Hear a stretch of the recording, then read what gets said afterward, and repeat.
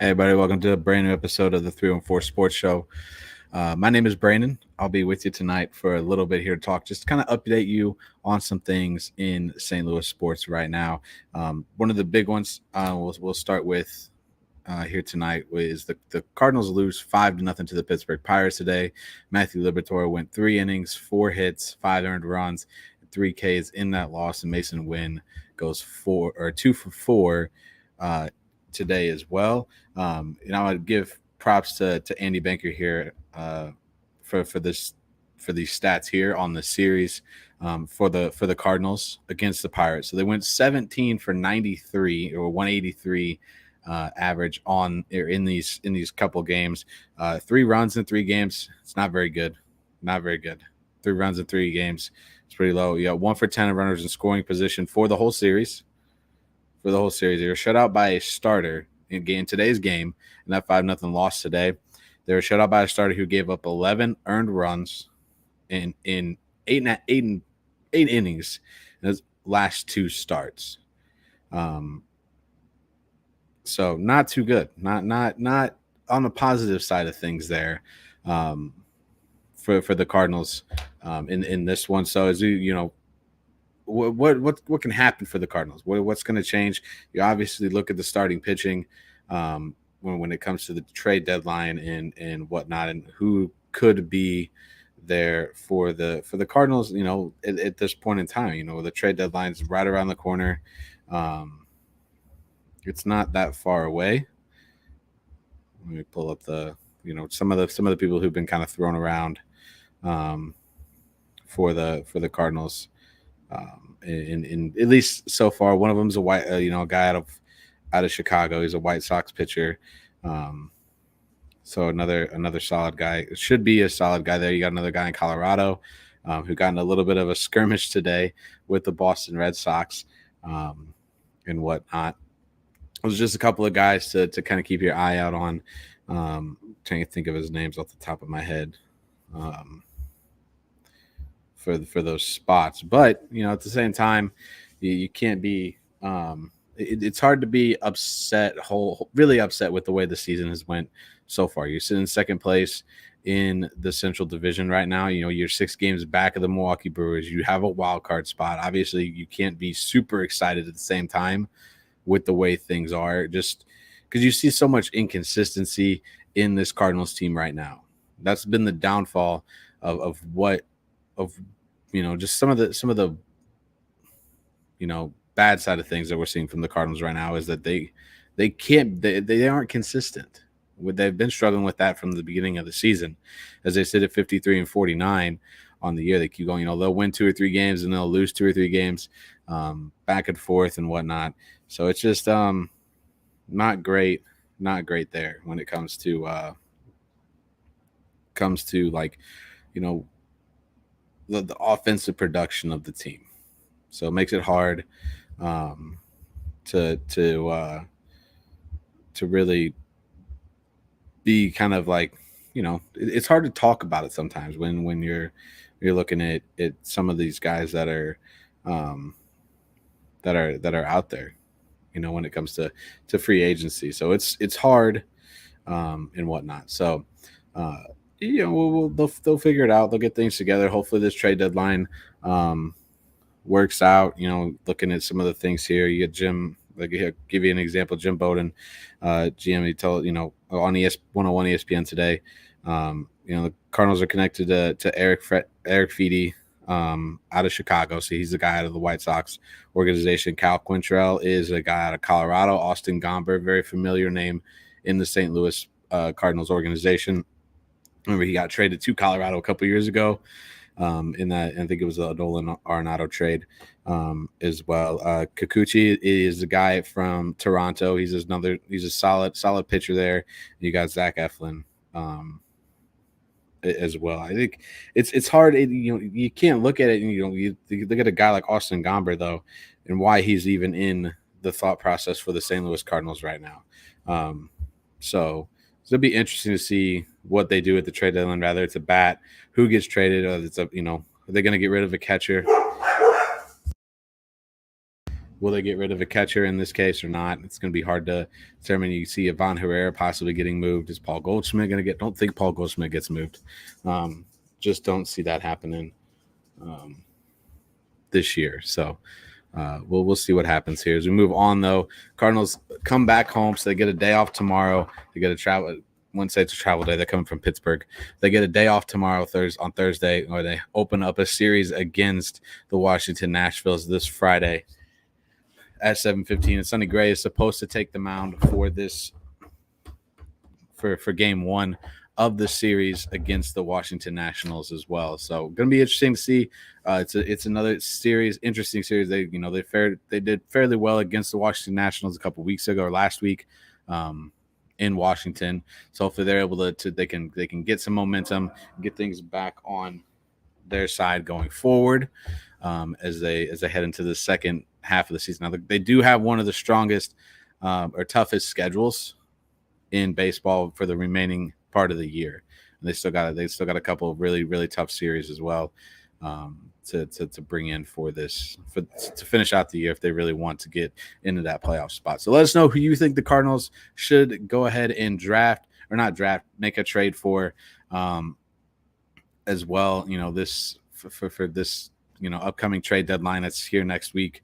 It's going to be, again, don't want to keep saying interesting, but it's going to be interesting to see what the Cardinals do, whether or not they stay put or if they go ahead and make those kind of big moves that could help boost them into that NL Central, into the top spot in the NL Central. So we'll be right back. I could take a quick little break here, and then we'll talk some St. Louis Battlehawks.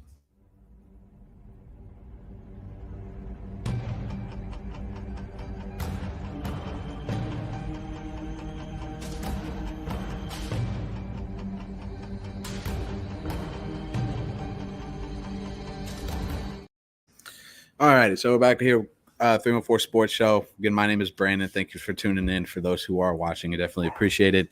Let's talk some Battlehawks really quick. So the St. Louis Battlehawks had their 2024 UFL college draft last week. So there's one name that sticks out in particular to a lot of people in Missouri. A guy that played here, in the St. Louis area at Lutheran South, and then made his way out to Mizzou as a walk-on and became a very, very solid player for the Missouri Tigers this past season. Currently, he's in San Francisco right now with the 49ers. That's Cody Schrader. He was the round 2 pick, running back. Cody Schrader out of Mizzou. So here's the thing with that, though. So these are with the UFL college draft. These were players who were not selected in the NFL draft. Okay, so that's how that worked out. And now here's the other tricky part. So Cody Schrader technically is on the San Francisco 49ers right now for this season. Not for the season. That's where he's at right now. He's with the San Francisco 49ers. And that's where he's hopefully going to stay. Obviously he wants to play in the NFL. It's big for him to be in the NFL. But with the Battlehawks having that pick with Cody Schrader in the second round, the Battlehawks have the rights to him if he decides to play in the UFL and gets cut or released by the San Francisco 49ers at any point of the season. So if he decides to play in the UFL, the Battlehawks have the first choice here to select Cody Schrader. Their first round pick though was a quarterback. It was a quarterback of Chevron Corderio.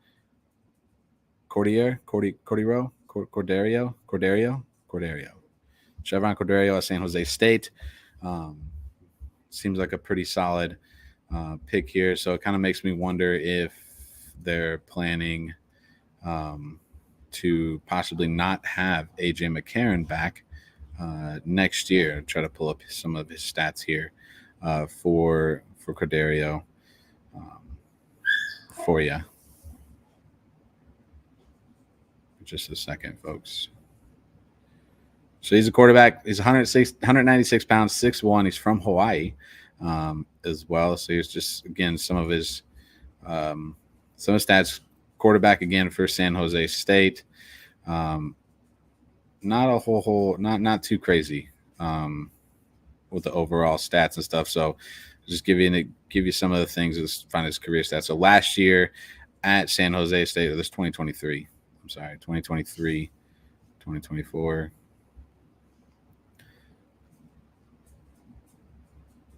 Yeah, that's right. That's right. So his 2023 stats. So he went 222 completions for 362 or 362 attempts. He had 20 touchdowns on the season, 4 interceptions. His longest touchdown on the year looked like a 63-yard pass against Boise State a little while ago. He had 2,773 yards, the 61.6 passer rating for Cordero in this, or in the San Jose State season last year. Another guy here that in the round 3, they picked up a defensive end in Fidelius Payne. Okay, Fidelius Payne comes from Virginia Tech. Try to get some of that stuff up here for you too,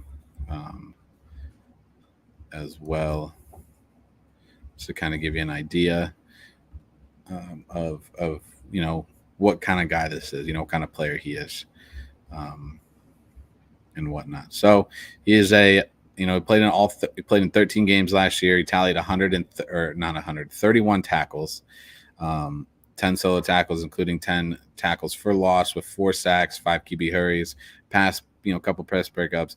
But he did set a season high in tackles at Virginia with 7 on the day for him. So last season, his overall stats, he had 31 total tackles, 10 solo tackles. He had 21 assist tackles, 10 for loss as well for that one. So, should be, it seems like another solid pick for the Battlehawks there. You got round 4 was Bradley Ashmore out of Vanderbilt, and you got round 5 was Carl Jones Jr. out of UCLA. Defensive tackle Isaiah Cole out of Oklahoma. You get a wide receiver from Limestone to Jelani Baker. Another wide receiver from South Dakota State, Jadon Janke. And then cornerback Miles Sims out of Georgia Tech.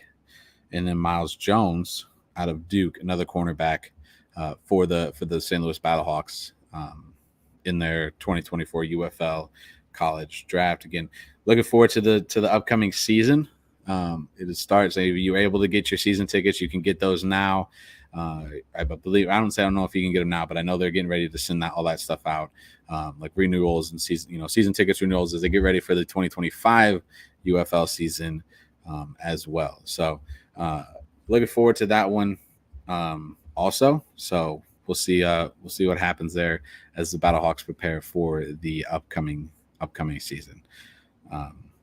So we'll take another quick little break here, and we'll be back to talk a little bit St. Louis Blues.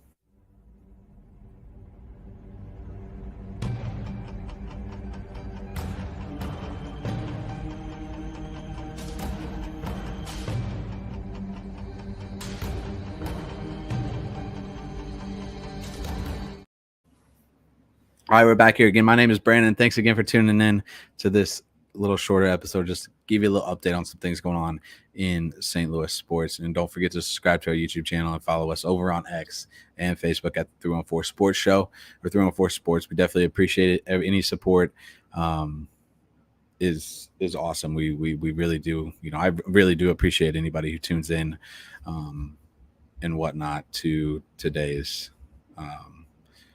show with me. So let's talk about a little bit what's next for Torey Krug and the Blues. So it came out last week. Again, we haven't had a show in a while, so I apologize for that as well. So we haven't had a show in a while. So this is the first time we really got to talk about Torey Krug and what's going on there. So he was diagnosed with pre-arthritic changes in his left ankle. The team announced it was last Tuesday when this was announced.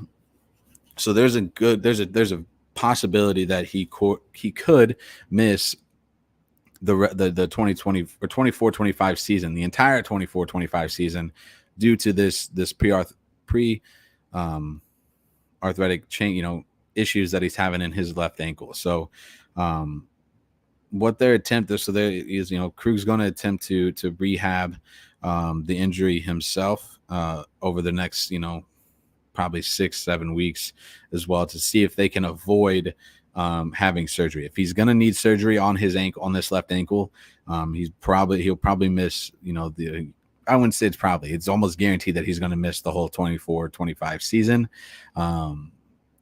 which might not necessarily be a bad thing, because you look at it in the long-term IL stuff of what's going on, all that, tricky things with the NHL and the long-term IR.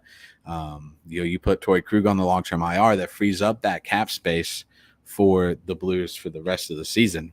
So which means they could go out and make a trade, pick somebody up, or anything like that who they feel can help them get better at at that defensive standpoint, to fill in for Torey Krug while he's out for the season, which would be, don't want to say it's a good thing. It's not, obviously you want that experience on the ice for the Blues come the fall, come the wintertime, come the fall time.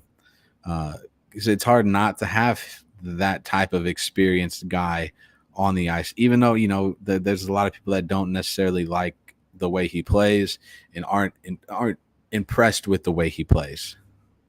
We'll put it that way. Aren't impressed with the way that he plays. At least since he came to St. Louis a couple of years ago. So it'll be interesting to see how all of that turns out as well. So they did also, outside of that, the Blues did sign Ryan Sutter. Was it Ryan Suter? I'm trying to find it here. As well, I know they signed a defenseman, Ryan Sutter to a contract this year. Wasn't a big one. It was a one year contract. He was bought out the Dallas Stars a couple weeks ago for really a couple weeks ago to just to see how things pan out for that. It's just kind of like a trade, not a trade. It's not a trade. Not a trade. Give me a second. Let me find it here. I know it's on here. Yeah, so he's signed. Okay. I got it. It's a promise. Sorry. Usually I have more folks to talk with during the shows, so it'll be all right. So he signed a one-year deal. Ryan Suter signed a one-year deal with the St. Louis Blues with the base salary $775,000. It includes up to an additional $2.25 million in performance bonuses. So he spent the last 3 years with the Dallas Stars, where he logged 17 points, or in this past season, the 23-24 season, he had 17 points, 2 goals, 15 assists, 28 penalty minutes in 82 games. And then he had 4 points, 1 goal, 3 assists in 19 postseason games with the Dallas Stars this past year as well. So he ranks first among active defensemen in career games played, 6th in points, 15th in goals, and active defensemen for the Blues. He's a 6'1", 205-pound defenseman out of Madison, Wisconsin. You remember him from his days back in Nashville, and then he spent some time in Minnesota as well before he ended up in Dallas. So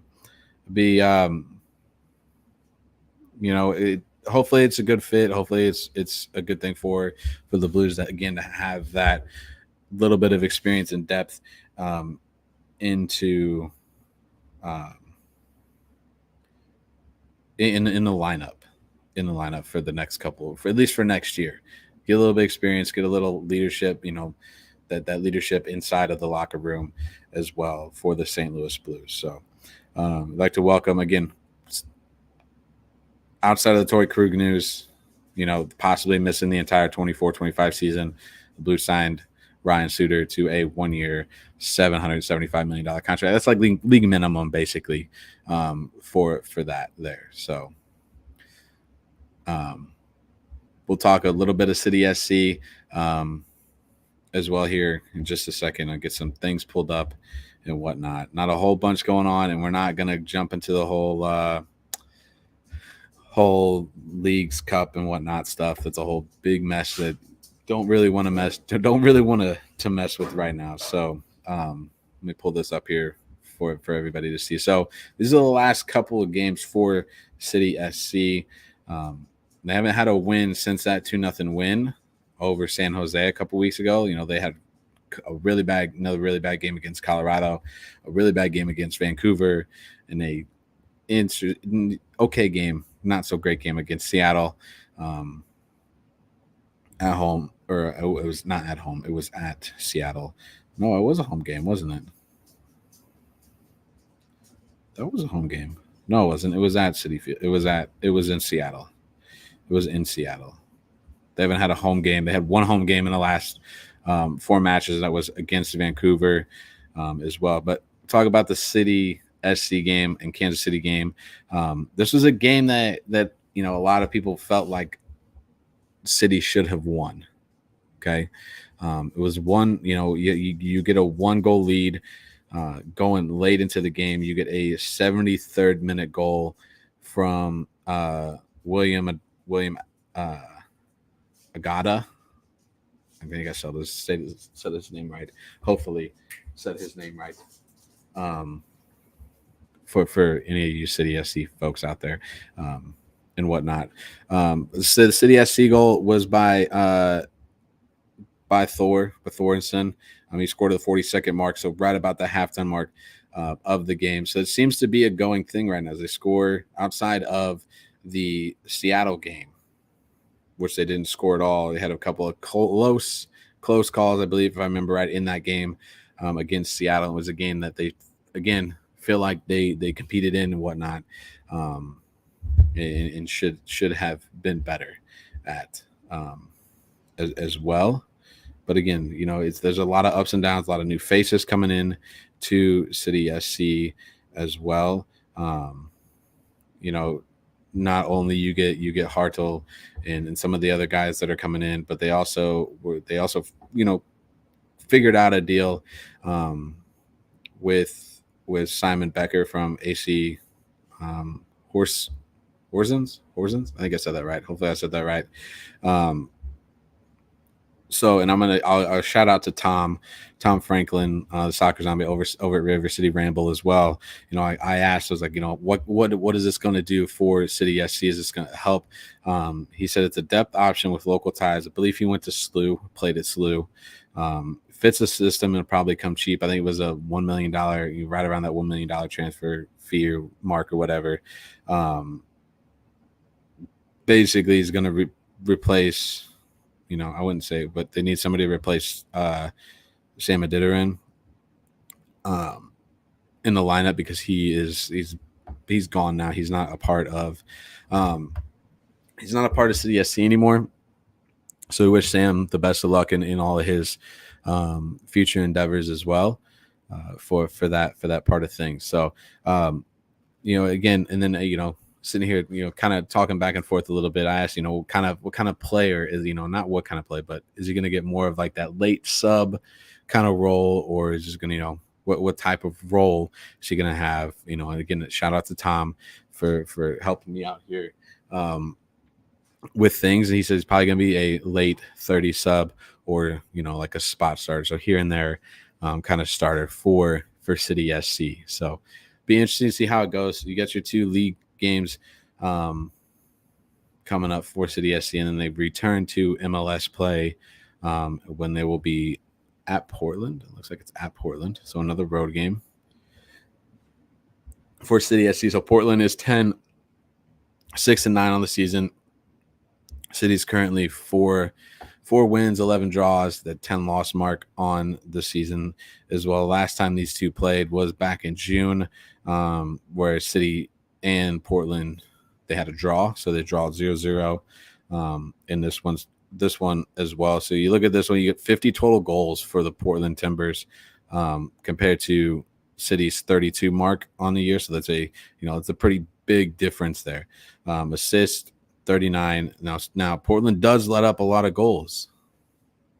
They do let up a lot of goals. They let up 42 on the year so far. City's let up 46.